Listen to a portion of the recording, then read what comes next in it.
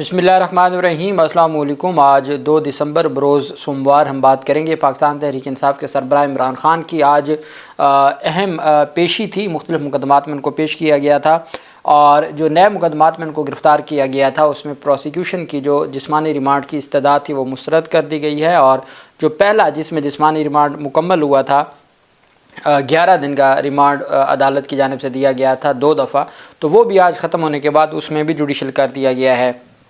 अब इमरान ख़ान अडयाला जेल हुकाम की कस्टडी में आ गए हैं। वो जो पुलिस कस्टडी थी वो ख़त्म हो गई है और अब वो चूँकि अडयाला जेल कस्टडी में आ गए हैं तो इस वजह से एज़ पर रूटीन और as per orders of the Islamabad high court अब उनकी मुलाकातों का सिलसिला शुरू हो गया है और आज भी पाकिस्तान तहरीक इंसाफ की क़यादत अडयाला जेल में है। कुछ वकला की मुलाकात के बाद उन्होंने मीडिया से भी गुफ्तगू की है और साथ आज शाह महमूद कुरैशी को भी पेश किया गया था GHQ हमला केस में, उसमें भी अडयाला जेल में समाअत हुई है और इमरान ख़ान के हवाले से जो अच्छी ख़बरें सामने आई हैं, उनकी सेहत के हवाले से भी अच्छी जो तफसीलात सामने आई हैं वो मैं आपके साथ शेयर करूंगा। और सुप्रीम कोर्ट ऑफ पाकिस्तान में मैंने आपको बताया था ये हफ़्ता बहुत अहम है। आज जहां इमरान ख़ान से मुतल्लिक़ मामलात थे वहीं पे chief justice Lahore high court Alia नीलम साहबा की जो तैनाती थी बतौर चीफ़ जस्टिस, जिनको चौथे नंबर से चीफ़ जस्टिस बनाया गया था, उसके ऊपर एक अहम केस था जिसमें आइनी बेंच के सरबराह ही जो है वो उन्होंने समात से माजरत कर ली, जिसकी वजह से आइनी बेंच का सरबराह ही टूट गया, बेंच ही टूट गया। 2 जजेस ने अपने आप को अलग कर लिया। अब बेंच का सरबराह कौन होगा, कौन इस केस को आगे चलाएगा, चूँकि वो इंतहाई अहम है और वो दरख्वास्त हामिद ख़ान की जानिब से थी, हामिद ख़ान और पाकिस्तान बार कौंसिल की जानिब से। और ऑडियो लीक्स में इमरान ख़ान के वकील बाबर अवान पेश हुए, उसकी तफसील भी मैं आपके साथ शेयर करता हूँ।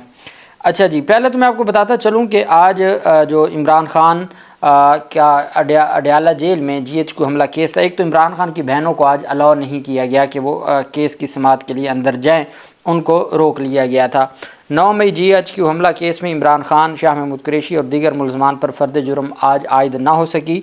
अडयाला जेल में जज अमजद अली शाह ने समाअत की। इमरान ख़ान के मुकदमे की समाअत के लिए सलमान अकरम राजा, बैरिस्टर गोहर अली ख़ान, सीनियर वकील डॉक्टर बाबर अवान, इमरान ख़ान की बहनें अलीमा और नौरीन ख़ान, तीसरी बहन डॉक्टर उज़मा, वकला बैरिस्टर सलमान सफदर और उस्मान गिल अडयाला जेल पहुँचे। तमाम वकला को जेल के अंदर जाने दिया लेकिन तीनों बहनों को अंदर जाने की इजाज़त न मिली। इमरान ख़ान को 6 रोज़ा जिस्मानी रिमांड मुकम्मल होने पर आज अदालत में पेश किया गया था, ताहम उन पर GHQ हमला केस में फ़र्द जुर्म आयद ना हो सकी। मुकदमा की समाअत मीडिया की अदम मौजूदगी में अडयाला जेल में हुई। दौरान समाअत मुलज़मान के वकला ने इंसदाद दहशतगर्दी की दफ़ात चैलेंज कर दी। अब मैंने आपको कहा था ये GHQ हमला केस है, इसमें कोई बरीयत की दरख्वास्त दायर करता है और इसी तरह से मामला आगे डिले हो जाता है। आज भी कुछ वकला की जानिब से, कुछ मुलज़मान की तरफ से, शाह महमूद कुरैशी वगैरह ने 780A को चैलेंज किया कि ये मुकदमा आम अदालत, सेशन अदालत का, ये आपका दहशतगर्दी का मुकदमा नहीं है, इसको मेहरबानी करके आप दहशतगर्दी की दफ़ात को डिलीट करें और इसको आम अदालत में भेजें। शाह महमूद कुरैशी को अडयाला जेल से लाहौर से अडयाला जेल मुंतकिल किया गया। पुलिस की सख्त सिक्योरिटी में शाह महमूद कुरैशी को लाया गया। 9 मई केसेस में वो पेश हुए। शाह महमूद कुरैशी की भी लंबा अरसा के बाद आज इमरान ख़ान से मुलाकात हुई है और उसके बाद सानिया 9 मई के 13 मुकदमात की समाअत 16 दिसंबर तक मुलतवी हो गई है। अली अमीन गंडापुर किसी भी केस में पेश ना हुए। उमर अयूब, शिबली फराज और शीरी मज़ारी भी आज पेश ना हुए। अब इमरान ख़ान को एक मुकदमा तो था थाना न्यू टाउन का, जिसमें इमरान ख़ान की पहले ही जिस्मानी रिमांड दिया जा चुका है। आज उसमें भी मज़ीद जिस्मानी रिमांड की इस्तदा की गई जिसको अदालत ने मुस्तरद कर दिया। इसी तरह से इमरान ख़ान पर 28 सितंबर और 5 अक्टूबर के मज़ीद नए 6 मुकदमात में गिरफ़्तारी डाली गई थी। उसमें भी अदालत से इस्तदा की गई कि मेहरबानी करके आप इस केस में जिस्मानी रिमांड दें, तो अदालत ने वो इस्तदा भी मुस्तरद कर दी और इमरान ख़ान को तमाम मुकदमात में जुडिशल कर दिया गया। अब इमरान ख़ान के ख़िलाफ़ ये जो 26 नवंबर वाले, 24-26 नवंबर वाले 28 मुकदमात इस वक्त तक दर्ज हो चुके हैं। जो पुराना एहतजाज था उससे मुतल्लिक़ जो मुकदमात थे उनमें तमाम में जुडिशल हो चुके हैं और आज ही पाकिस्तान तहरीक इंसाफ के वकला ने ज़मानत की दरख्वास्तें दायर कर दी हैं। अब देखना यह है कि जी समाअत आगे। अच्छा, जो GHQ हमला केस है उसमें जो पाकिस्तान तहरीक इंसाफ के जिन लोगों ने दरख्वास्तें, वो जो 14 टोटल मुकदमात हैं 9 मई के रावलपिंडी के, 13 मुकदमात तो चले गए 16 दिसंबर तक। जज सिर्फ एक ही मुकदमे को आगे बढ़ा रहा है और वो है GHQ हमला केस। اس میں آج درخواست دی گئی کہ جی یہ 780 نہیں لگتی، تو پھر اس پر عدالت نے کل تک کے لیے ملتوی کیا۔ کل منگل کو دوبارہ سماعت ہوگی اور دوبارہ عدالت میں آرگومنٹس ہوں گے، اور دیکھنا یہ ہے کہ عدالت اس کیس کو آگے کیسے بڑھاتی ہے۔ اب ہم آ جاتے ہیں جو اہم پیش رفت سامنے آئی ہے، وہ آج chief justice Lahore high court Aalia Neelam صاحبہ جب ان کو تعینات کیا گیا تو اس وقت تک 26ویں یعنی ترمیم نہیں ہوئی تھی، اور میں سمجھتا ہوں کہ وہاں سے منصور علی شاہ صاحب نے ایک ان کی جانب سے کیا، اور وہ آج تک معاملہ ملک شہزاد صاحب سپریم کورٹ میں آ گئے۔ اس کے بعد جسٹس شجاعت علی خان صاحب سینئر تھے، انہوں نے چیف جسٹس بننا تھا، ان کے بعد علی باقر نجفی صاحب تھے، تیسرے نمبر پہ میڈم عالیہ نیلم صاحبہ تھیں۔ تو وہ جو فیصلہ قاضی فیاض کی جانب سے کیا گیا، شجاعت علی خان کو بھی اور علی باقر نجفی کو بھی، ان کو سپرسیڈ کرتے ہوئے عالیہ نیلم صاحبہ کو چیف جسٹس کے لیے تعینات کیا گیا۔ منصور علی شاہ صاحب اس کا حصہ تھے، امین الدین خان بھی اس وقت جوڈیشل کمیشن کا حصہ تھے، تو باقاعدہ منظوری میں یہ شامل تھے۔ اب اس وقت جب حامد خان نے، اور حامد خان کا جو گروپ ہے پروفیشنل گروپ، اس کے 6 ممبران پاکستان بار کونسل نے اس کو چیلنج کیا تھا کہ یہ جو سینیورٹی کا اصول ہے یہ اس کی خلاف ورزی ہے، اور یہ جو سپریم کورٹ آف پاکستان کی ججمنٹ ہے اس کی خلاف ورزی ہے۔ وہ اہم کیس جو بڑے تگڑے وکلاء کی جانب سے چیلنج کیا گیا تھا، یہ وہ کیس ہے، اس وجہ سے یہ انتہائی اہمیت کا حامل ہے۔ آئینی بینچ کے سربراہ جسٹس امین الدین خان صاحب اور جو ممبر ہیں جسٹس جمال مندوخیل صاحب، انہوں نے chief justice Lahore high court Aalia Neelam صاحبہ کی تعیناتی کے خلاف دائر درخواست کو سننے سے معذرت کر لی۔ دوران سماعت جسٹس جمال مندوخیل نے کہا کہ ہم دونوں جوڈیشل کمیشن کے ممبر ہیں۔ جسٹس امین الدین خان نے کہا کہ chief justice Lahore high court تعیناتی کے وقت جوڈیشل کمیشن کے وہ ممبر تھے۔ مندوخیل صاحب کہتے ہیں کہ وہ اب جوڈیشل کمیشن کے ممبر ہیں، چونکہ جوڈیشل کمیشن کی تقرری کو چیلنج کیا گیا ہے، جو جوڈیشل کمیشن کے فیصلے کو چیلنج کیا گیا ہے، اس وجہ سے چونکہ میں اس وقت جوڈیشل کمیشن کا ممبر ہوں تو میں معذرت کرتا ہوں۔ امین الدین خان صاحب نے کہا کہ جب عالیہ نیلم صاحبہ کی تقرری ہوئی تھی میں اس وقت بھی جوڈیشل کمیشن کا ممبر تھا، میں اس وجہ سے معذرت کرتا ہوں۔ ایڈیشنل اٹارنی جنرل نے کہا سینیورٹی کوئی بنیادی حق نہیں ہے، سینیورٹی سے ہٹ کر چیف جسٹس تعیناتی کی ماضی میں مثالیں موجود ہیں۔ جسٹس جمال مندوخیل نے کہا کہ کمیشن کے 2 رکن یہ کیس نہیں سن سکتے۔ Chief justice Lahore high court تعیناتی کے خلاف جوڈیشل کمیشن کو بھی فریق بنایا گیا ہے۔ آئینی بینچ نے کیس دوسرے کسی آئینی بینچ پہ لگانے کا حکم دے دیا۔ اب دوسرا آئینی بینچ کون سا ہے؟ آئینی بینچ تو صرف ایک ہی ہے، ہاں اب کوئی نیا آئینی بینچ بنایا جائے اور وہ آئینی بینچ ہی سنے تو پھر ہی ہو سکتا ہے۔ دوسری طرف جب عمران خان کے حوالے سے آپ کو یاد ہوگا سپریم کورٹ آف پاکستان میں نیب کیسز میں پیش ہوئے، تو عمران خان کی سہولیات سے متعلق حکومت پنجاب نے ایک پوری تفصیل دی کہ ان کو یہ کھانے میں دیا جاتا ہے، یہ دیا جاتا ہے، ان کی یہ رہائش ہے، تصویریں بھی آ گئی تھیں، وہ جو ان کا سیل تھا اس پر پھر ایک آئینی درخواست دائر کر دی گئی تھی کہ جو عمران خان کو سہولتیں دی جا رہی ہیں وہ تمام لوگوں کو دی جائیں۔ یہ درخواست دائر کی گئی تھی عمران خان کے خلاف کہ آپ نے عمران خان کو تو سہولیات دی ہیں، باقی لوگوں کو ویسی سہولیات جیل میں کیوں نہیں دی جا رہی؟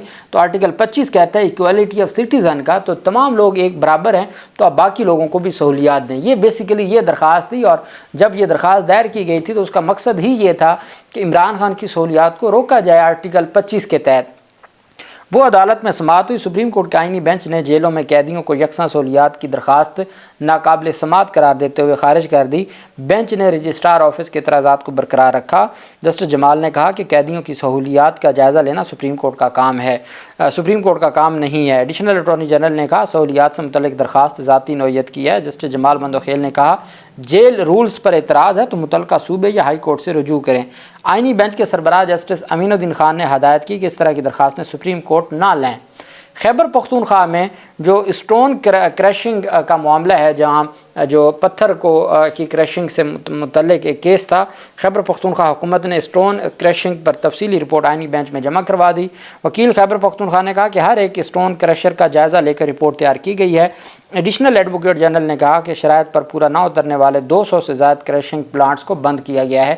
یہ منصور علی شاہ صاحب کے پاس کیس تھا ماحولیاتی آلودگی سے متعلق، اس میں یہ والا بھی معاملہ تھا، اور خیبر پختونخوا کی حکومت کے کارکردگی اور رپورٹ پر منصور علی شاہ صاحب نے ان کو اپریشیٹ کیا تھا۔